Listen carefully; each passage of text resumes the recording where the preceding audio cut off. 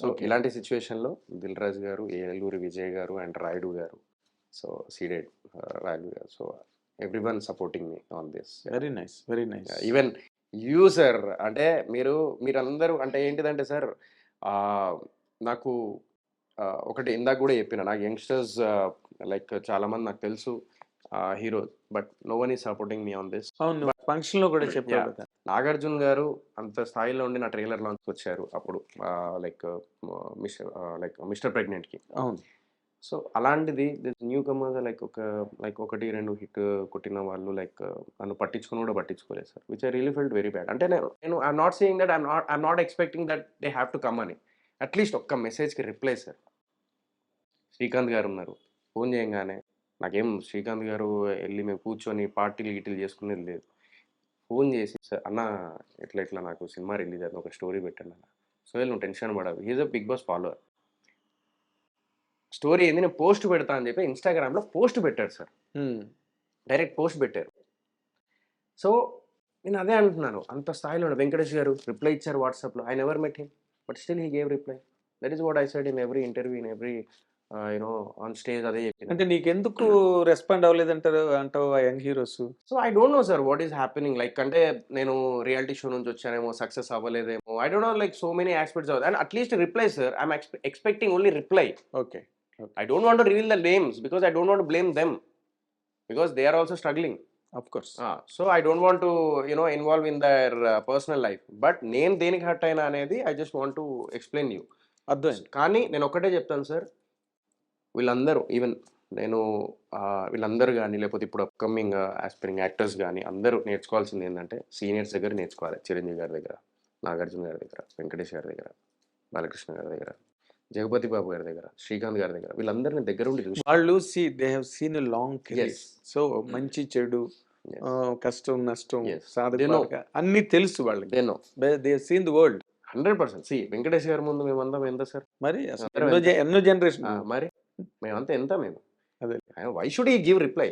అవును, ఆయన ఇచ్చారు. సో శ్రీకాంత్ అన్న అంటే ఆయన సినిమాలు చూసి పెరిగిన వాళ్ళం. అవును, పోస్ట్ పెట్టి నీకేం టెన్షన్ పడక నేను ఉన్నా అంటే ఇప్పుడు నువ్వు ఇందాక చెప్పిన దాని ప్రకారం ఎంటర్టైన్మెంట్ ఫార్మేట్ అన్నది ఎప్పుడు కూడా ఇలాగే ఉండాలి, ఇలా ఉంటేనే ఆడుతుంది, ఇలా లేకపోతే ఆడదు అన్న రూల్ ఏం లేదు. సినిమా ఈజ్ దేనికి లేదు. ఏ సినిమా మొన్న లేటెస్ట్ హనుమాన్ సినిమాకే నువ్వు చెప్పిన దానికే నేను అంటున్నా, మొన్న హనుమాన్ సినిమా కూడా థియేటర్స్ లేవన్నారు, వాళ్ళు స్ట్రగుల్ అయ్యారు రిలీజ్ ముందు, వాళ్ళు అంత డబ్బు ఖర్చు పెట్టి అంత గ్రాఫిక్స్ అంత వ్యవహారం నడిపి కూడా దే ఆల్సో స్ట్రగుల్ రిలీజ్ ముందు. So that's a very common thing in the film industry, it struggle for success. అది దాని గురించి పెద్ద ఇదేం లేదు. కాకపోతే వాళ్ళు నీకు రెస్పాండ్ అవ్వలేదని నువ్వు అఫెండ్ అయినట్టున్నావు. బట్ నువ్వు at the very same time నువ్వు ఆనందపడాల్సింది ఏంటంటే, నిన్ను ఇందాకలు కూడా చెప్తున్నావు, నువ్వు చిరంజీవి గారు ఎంత బాగా రిసీవ్ చేసుకుని పలకరించి మాట్లాడేసారు అని చెప్పి, వాటికి నువ్వు ఆనందపడాలి. Definitely that's what. సి అదొక వీళ్ళు కాదు కదా, రేపు ఆడియన్స్ రిలీజ్ అయ్యి ఆడియన్స్ మెచ్చుకున్నప్పుడే వాళ్ళు ఇప్పుడు నీకు ఫోన్లు చేసి మెసేజ్లు పెట్టినా నీకేం ఉపయోగం లేదు. అవును sir, is it not? Cinema release అయ్యి బ్రహ్మాండంగా ఉందిరా బూట్ కట్ బాలరాజ్ అంటే అప్పుడు జెండా ఎగరేయచ్చు. అవును.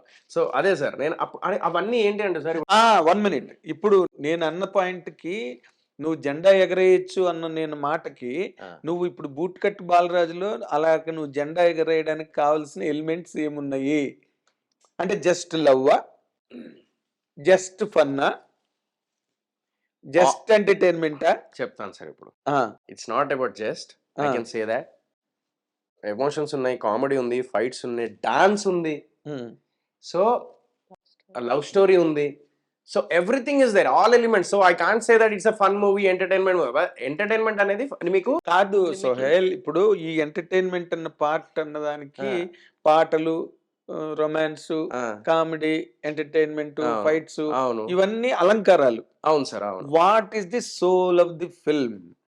సోల్ ఆఫ్ ద ఫిల్మ్ అయితే I can say that entertainment sir. ఇప్పుడు సోల్ ఆఫ్ ద ఫిల్మ్ అంటే ఏం చెప్తాను sir, love story sir. Okay, love story and these guys performance sir. కొత్త వాళ్ళందరూ. అవును సార్, వీళ్ళందరూ బిగ్ బాస్ బ్యాచ్ ఉన్నారా?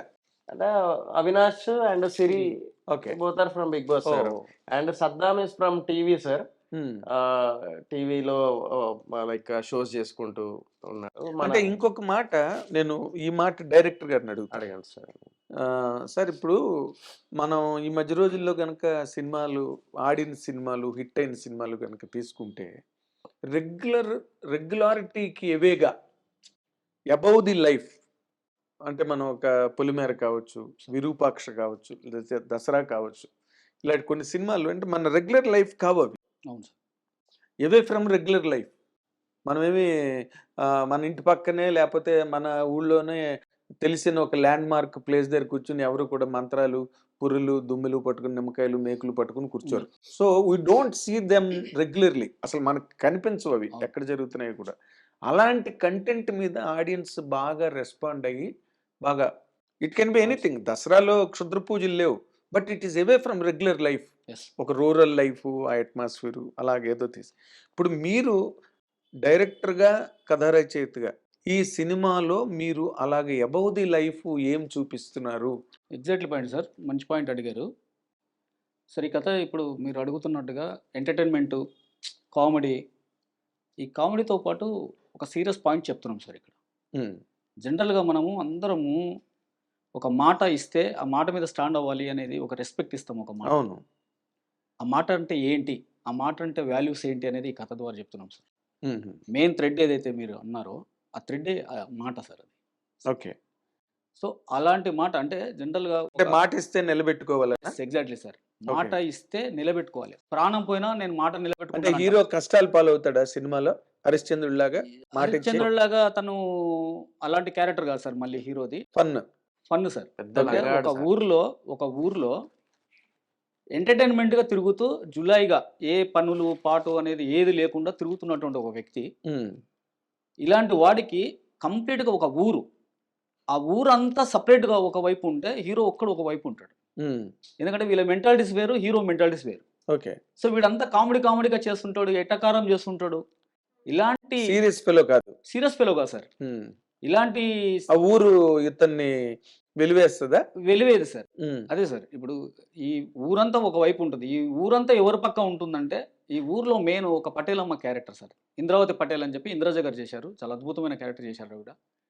సో ఈ ఇంద్రావతి ఎవరైతే ఉన్నారో పటేలమ్మ, ఈ పటేలమ్మ ఏంటంటే ఒక మాట ఇస్తే ఆ మాట మీద ప్రాణం పోయినా సరే మాట వదులుకోరు సార్ వాళ్ళు. అలాంటి వంశం అన్నట్టు వాళ్ళది. ఓకే. ఇలాంటి వంశంలో ఆవిడకి ఒక్కగానొక కూతురు, హీరోయిన్. ఏం చెప్పా. సో అంటే సార్కు అది అర్థం కావాలి, ఆ పాయింట్ లాక్ చేసి చెప్తాను నేను మీకు. ఇలా ఒక పటేలమ్మ ఒక మాట ఇస్తే ప్రాణం పోయినా సరే మాట నిలబెట్టుకోవాలనే వంశం సార్ వాళ్ళది. ఓకే. అలాంటి వంశంలో తనకు ఒకగానొక కూతురు ఉంటుంది. ఇలా జులాయిగా తిరుగుతున్న వాడు ఇద్దరు ప్రేమలో పడతారు. వీళ్ళ మధ్యన ఒకనొక సిచ్యువేషన్లో ఇలా జులాయిగా తిరుగుతున్న వాడికి ఈవిడకి ఇద్దరి మధ్యన ఒక ఛాలెంజింగ్ పడుతుంది.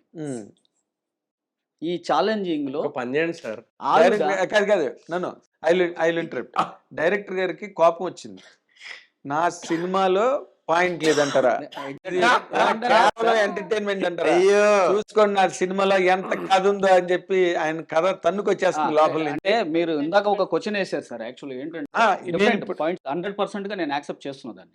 ఎందుకంటే కథలో ఎప్పుడు కూడా ఇప్పుడు ఒక ఆడియన్ థియేటర్కి రావాలంటే ఏదో ఉంటే తప్ప రావట్లేదు. సో ఈ పాయింట్ ఏంటంటే ఒక మాట మీద స్టాండ్ బై అవ్వడం అనేది చాలా ఇంపార్టెంట్. మాట అనే దానికి చాలా గౌరవం ఉంటుంది, అందరూ ఆ రెస్పెక్ట్ ఇవ్వాలి ఆ మాటకి అనేది ఈ కథ ద్వారా చెప్తున్నాం సార్.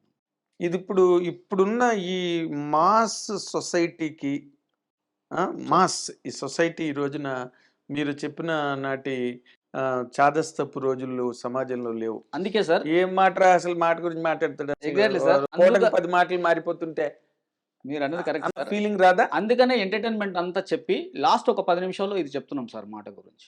ఓకే. ఎంటర్టైన్మెంట్ ఏదైతే ఉందో మొత్తం కథ అంతా అదే చెప్పకుండా ఓకే ఆ ఎంటర్టైన్మెంట్ ని జోడ్ చేసి ఫైనల్ గా మీరిద్దరు కూడా గోడ మీద పిల్ల మాట్లాడుతున్నారు ఇందాక నుంచి. అమ్మాయిని అడుగుతాను నేను, ఎందుకంటే ఆడపిల్లలు అబద్ధాలు ఆడరు అంటారు. అంచేత మేఘాలు సగం చెప్పిండు స్టోరీ, నువ్వు మిగతా చెప్పేసి అయిపోయింది కథ. మెల్లగా అన్ని తీస్తున్నారు ఆయన, అదే మస్తు తెలివిగా మాట్లాడుతున్నారు. అమ్మో మామూలుగా సార్, మీరేమో మొత్తం ఆయనకు కూతురు ఉంటది పటేలమ్మ ఇదైతుంది అదైతే చెప్పాలి కదా మన కథ అంటే ఏంటి అనేది చెప్పాలి. ఆయనకి ఆవేశం వచ్చింది. చెత్త నా దానిలో కథ లేదంటారా? ఇంత కథ నేను రాసుకుంటే కథ రచయిత మీరేగా. అవును సార్. అందుకే మీకు అంత కోపం వచ్చింది. అండ్ ఆ కోపం మీకు విజయానికి కారణం కావాలని నేను కోరుకుంటున్నాను. Thank you sir. Thank you. ఇప్పుడు